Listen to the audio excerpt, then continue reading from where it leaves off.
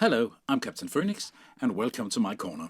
In this video, I'm going to present you and show you some of the records from Resonance Records, an independent American record label, and also from a couple of labels which are related to Resonance Records, namely Elemental Music and the Jazz Detective. And I'm going to show you and present you and recommend you some of these releases. Which I have here in my collection. By the end of the video, I'll also tell you what I think will be one of the next releases from Resonance Records or maybe Elemental Records, based on the knowledge I picked up from one of my acquaintances here in the Danish jazz environment. So I hope you'll find it interesting, and hang on. Resonance Record was established in 2008 and started releasing a lot of CDs. But in 2012, they released the first vinyl recording here. It is Bill Evans live at the Art de Lugoff, Top of the Gate. This is the triple LP version at 45 RPM. And that was the first vinyl release from Resonance Records. 2012. And there's a great story about this. Resonance Record is run by George Klabin and Seb Feldman, the two gentlemen you see at the picture here. And it was started by George Klabin. And George Klabin was also the one who recorded this concert, or actually two concerts, with Bill Evans. At that time, he was only 22, not Bill Evans, but George Klabin was only 22 years old, and was a student at the university, and made an agreement to record these two sessions, broadcast them only one time at the university radio, and then he couldn't do nothing more with the recordings. So he brought his big semi-professional tape recorder, some mics and a mixer, and placed it in the club, the club where they played, and it was in Greenwich Village. And you can see the musicians here, Eddie Gomez and Marty Morell. And it was, you can also see when it was, October the 23rd of 1968. And then he recorded the two sets and broadcasted them and kept the tapes until 2012, where this box was released. There's a great story about that. This young man who started recording it at only 22, and then later becoming the one of the executive CEOs of Resonance Records, releasing this one. You can hear that on the first tune of the first set, he's still fiddling with the mixer, and so the sound. The sound is not perfect from the beginning, but it's a really nice quality. It's a nice technical quality, considered it's made from an amateur, but that's where the amateur work stops, because this box set, this record is pressed at RTI and is mastered by Bernie Grundman, and so it's what we want to hear when we buy a record. These names are mentioned, and that means that the quality of this recording is very good. So it's 45 RPM. I'm not sure that the sound quality necessarily benefits from that, because it's not that good. But yeah, it was how they meant to make it, and they made a limited number of only 3,000 minus number 2,980. So it must have been one of the very last I was lucky to get. And I will get back to Bill Evans, because Bill Evans is an artist that has been released several times on Resonance Records. But before we get back to that, I'll like to show you some of the other recordings that Resonance Records has made. Well, there's a couple of, I think maybe three. I don't have all the records, but there's some with Wes Montgomery, the guitarist. This one is called Back on Indiana Avenue, and you can see not only the music but also the the jackets and the photos are done very, very well here. This recording is from, I think, somewhere in the 50s. I'm not sure that they know exactly. Yes, recorded possibly in the mid to late 1950s in Indianapolis, Indiana. So the exact time of this recording is not known. It's a nice recording. And the same goes for this one with Montgomery in Paris. It's a little later. It's from 1965, and here also with the, as you can see here, with the piano, bass, and drums. So it's pretty basic setup here. It's a really nice record. It's the sound quality is good, and as like with most of the Resonance records, there's some extra material here. Which I cannot get out. Yeah, here's a little booklet with good images of and interviews and text about the background of the recording of the concert and sometimes the technique behind it. So it's a really good extra, and that goes for all the releases on Resonance Records and Elemental Music. They put in something extra. They really do a great effort here. So when you buy these releases, you can be sure that they've done everything they can to obtain the good quality in any ways. The jackets, the music, the extra material, of the photos, everything is just very well made, and that's nice. Some of them are limited. Most of them are limited. This is limited to 3,000 copies as well. So they, of course, some of them sell out rather quickly. But you can, if you're quick at Record Store Day, where many of these releases come, you can pick them up from in the first round, or you can find them on the secondary market. Some of them are not. The prices have not gone wild, and others they are rather expensive. I must admit, I don't know the exact difference or where the line is drawn between Resonance Records and Elemental Music.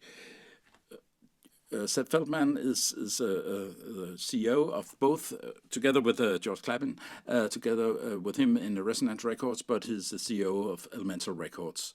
And he also runs the new label, The Jazz Detective. Actually, he's called or known as The Jazz Detective. Norman Maslov made an interview with him not so long ago. I'll put a link to that in the description below, where you can hear how he's working, how he's trying to get the original tapes and pick those up. So he's really committed to what he's doing, and I think everyone involved in these companies are. So if we move on, there's a lot of European recordings from these companies, and they tend to focus on not so many, but very good musicians. One of the musicians that has been released several times, different releases, of course, is Barney Villen. Here we got Barney Villen, the Blue Notes, and this is, as you can see, also a box. And this is a very, very not strange, but it's very interesting release. There's the box, and in it there's a piece of cardboard, and there's the LP. On this, he plays standards in a quintet format, and it's great music. It's standards, very accessible, very nice to listen to, and not only is there a record, there's a big. You can almost call it a book. I think you can see that it's rather big, with pictures from Paris, newspapers, interviews, images of the artist here. He's relaxing, it seems, Barney Villen, and yeah. So a lot of information here, and that goes for many of the releases. And in this one, they have gone all in, because there's also a cartoon, as you can see, a rather big one in colors, and like a cartoon should be made. I have not read it yet, only just skimmed through it, but it's about a jazz player called Barney, so that I guess can only be one person here. And in the end, his drinking a lot, too much, and his also seems to be a dope user. I don't know if you can see it here. And in the last chapter, and here comes the game spoiler, he dies. And yeah, and there's also, I haven't heard this one yet. There's also a CD from a jazz club in Paris, Le Petit Opportun, where this one was recorded. So a lot of stuff, a lot of extra stuff here. I think you could spend almost an entire weekend going through this one, and it's nice when things just goes. They've gone all in to make the things. There are a lot of other recordings with Bonneville. This one is called French Ballads, and here we see the saxophone player relaxing with some French lady, maybe. Yeah, this one is really a good record. It's ballads. It's so soft. It's really really nice, accessible music. Bonneville became very well known when he played with Miles Davis in 1957 on a what do you call music score for a movie called The Elevator to the Scaffold. And so he was really well known until some years into the 60s. Then he went into free jazz, and he went into making movies, moved to Africa, lived there, and got out of the spotlight for almost 20 years. But here in the 80s, this one is from 87. He was back, and he made some wonderful records the last 10 years he lived.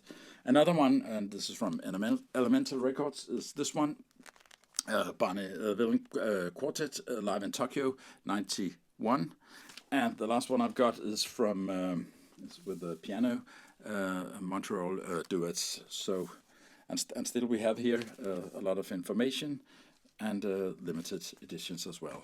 So there's a lot of good Bonneville stuff to pick up from Elemental Records. Something that you also find pretty often with releases from Elemental Records or Resonance Records especially is that it's double or triple albums here. Here we got, I think it's from this year's, last year's 2022 Record Store Day. This Mingus the Lost album from Ronnie Scott's, the club in England and London. A 3 LP set. Yeah, I hope you can see it. Again, we get great pictures. And great music as well here. It's a lot of this is like small suites. Several of the tunes are taking up half an hour, an entire record side on this one.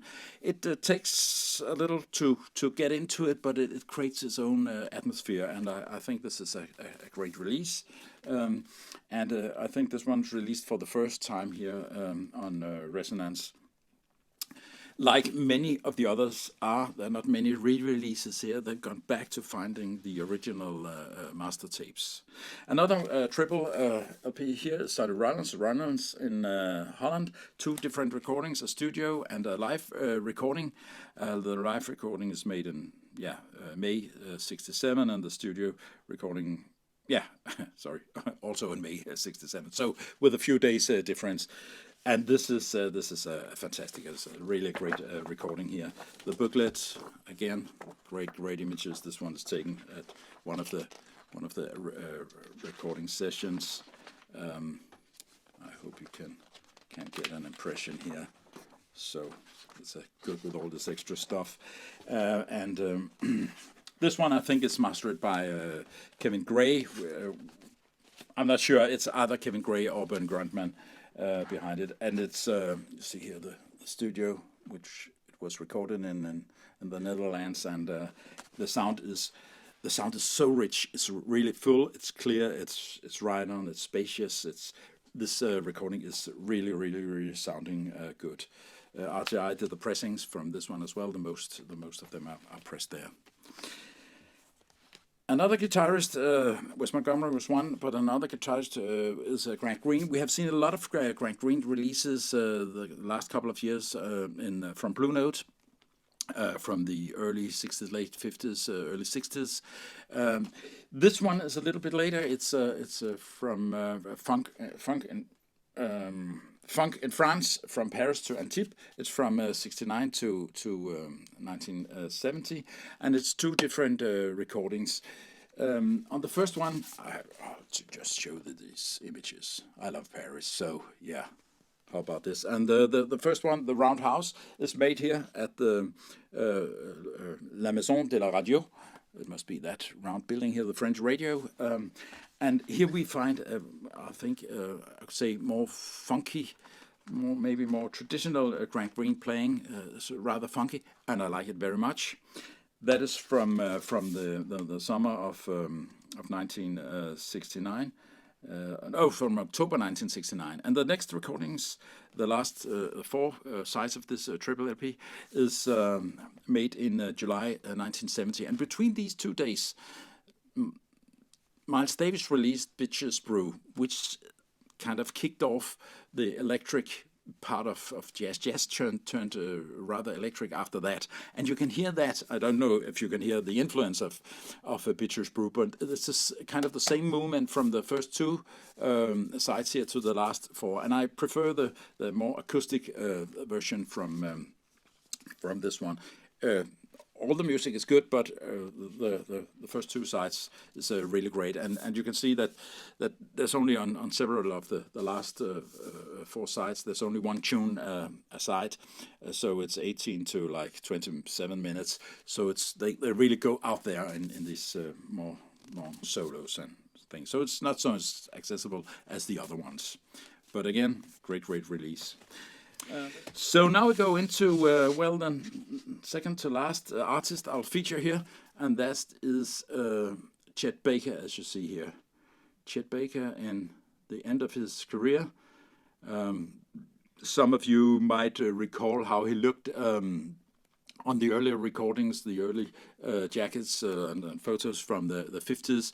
He was like James Dean. He was really pretty. Here you can see that this is a man who has some years under the belt, and he lived only a few years after this. However, this is a great recording. It's made in a jazz club. Again, we're in Paris here, made in a jazz club, and in 1983. And about that time, I went to Paris. I was in Paris, and I discovered that Chet Baker and the trio, with his trio, played New Morning, a famous jazz club in Paris, and I went to see him there with a couple of my friends, and we were sitting almost in the same spot as from where this picture is taken. And it's not the same concert, it's not the same club, but it's almost the same time. And he came in, and he looked very much like this. He sat down, he played a few tones on the first tune, and then he stood up and left the scene again. And I was thinking, well, he couldn't handle it. We won't hear him anymore. The other musicians played on. He looked so fragile, and you could sense the fragility of the person, of the musician here in front of us. That was really. But he came back, and he gave us an incredible concert. He sang, and he played his trumpet. And it was a fantastic evening, one of the best experiences I've had. So it's really, for me, it's really an extra nice thing to have this, not from the exact concert, but very much like it. So this is it. And then a lot of recordings from my famous jazz artist. This one you have seen already, but some years after the triple box set. This one was re-released at 33 and a third RPM, and only on 2 discs, and I think that'll go very well. I don't know. It's a little more convenient. I think that's maybe why I bought it. I don't hear any specific difference in the sound quality of these recordings. It's a good recording. It's made in 1968. And also about this time, we have some other releases. It was at that time that Bill Emmons and his trio with Eddie Gomez and Jack DeJohnette released this one. And this is a Verve release, as you can see. It is not connected to the Resonance Records or to the Elemental Music. But at this time, they went to Europe, and a few days, I think a week after recording at the Montreux Festival, which is a famous recording. They made two records in Germany. This one is called Some Other Time, and it's made in the studio in Germany. It's a double LP, as you can see. I think, yeah, you can see it here, and it's made in June 1968. This one and the next one, Another Time, a single LP, but a gatefold as well. And here we see the studio, the musicians, and a great rear image here. And this one is made like a few days before or after the second one. These two recordings, these have been hidden for many years. 1968, and they were released like in 2020, maybe a little earlier than that. These are fantastic recordings. The music is great. The interplay between the musicians is great. The sound quality is great. The material, the packing, everything is superb. One of them, I don't recall which one, has been re-released, so you can get it. The other one has not been re-released yet, and they are limited. This one to 6,000, and this one to, well, like something like that. Yeah, 6,000 as well, I think. If you like jazz on piano, like Bill Evans, like me, I love Bill Evans, these are must-haves. They are so good, even if they cost a lot of money on the secondary market, I've seen. So look out for those. There are some other releases also from Europe, live at Ronnie Scott's. Oh, I forgot to say that these are one of the few releases with where Bill Evans is together with Eddie Gomez and Jack DeJohnette. Live in Montreux is one of them, and these two are others. But I'm not aware of many other releases in that short-lived trio combination with Bill Evans, Eddie Gomez, and Jack DeJohnette. Eddie Gomez was with Bill Evans until the 70s, so yeah. Here we got another one with the same three gentlemen, a live recording, live at Ronnie Scott's, the jazz club we've been to one time earlier in this video. This recording is interesting, but it's not great. The sound quality is not up there with the others. I think it was not intentionally recorded with a release in mind, and I see that Jack DeJohnette is recorded by Jack DeJohnette. So maybe it was his private recording, but the work they have done to find the tapes, to process it, and I think at some of these releases there are some digital steps to make the sound better, but they succeed in doing that. So it's maybe not all analog all the way, but I think the releases they have ended up sounding great. This one is not the one to start with. It's more for the Bill Evans crazy folks like me. Another one, Bill Evans, live in England a few years later. I think this is from '69, yeah, so it's a little bit later here. Still with Eddie Gomez and Martin Morell, which was the trio that Bill Evans played with a long time. Again, whoops, some reflection. Again, great images here. Another Dutch appearance, Behind the Dikes. So it's from the Netherlands in the 1969. Again, a 3LP release. This is from Elemental Music.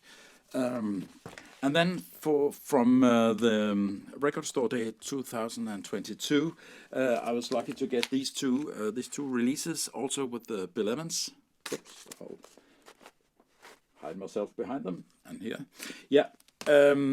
These are both from Buenos Aires in Argentina. This is from 1973. Again, Eddie Gomez and Marty Morell is backing Bill Evans, or they are. It's not backing. They're working together. That's what Bill Evans did with this trio. They really work together well. And this one is the last one until now from '79. Bill Evans died not so long after this. This is with its final trio. with Joe LaBarbera and Mark Johnson on bass, and there's really some fantastic interplay here with Mark Johnson. There's live recordings. Good, again, a good sound quality. This one also from Buenos Aires in Argentina. So, a lot of good recordings and superb jackets, great images, extra material, good sound quality. So therefore this video got a little long, and I'm almost there. Just before we finish, I'd like to ask you, if you're not already a subscriber, please consider subscribing. I'm trying to get to 500 subscribers, so if you can help me with that, that'll be great. And if you like the video, please click the like button. The last two recordings I would like to show you is from another label called Jazz Detective, and that is the Jazz Detective is Seb Feldman, which is also involved in the other two. These one are two new releases with Ahmed Jamal, also live recordings at the Penthouse, made back in 1965 in Seattle, Washington. These ones are great as well. Very good piano playing here. I think there's a third one on the way. And just before we end, I'd like to share with you some information I picked up a few days ago about what could be a future, or maybe the next even, release from either Elemental Music or Resonance Records. There are some recordings of Bill Emmons in Denmark with the Danish bass player Niels Henning Ørsted Petersen, and some recordings, one recording from Norway with the Danish drummer Alex Riel, made back in the last one is back in the late 80s, I think, maybe early 70s, with Eddie Gomez on bass as well, I think. I'll see if I can find the link. But what I picked up was that this acquaintances of mine have tried to release these recordings, but it was too expensive for them, so they kind of got connected with Seb Feldman, which I think goes on with the idea and the rights and the possibilities of releasing, well, even more Bill Emmons. But what I've heard from the video from the concert in Norway is really good. I'll see if I can find it, share it with you. And being a Dane and some Danes involved, and maybe even some recordings here from Denmark, would be extra interesting for me.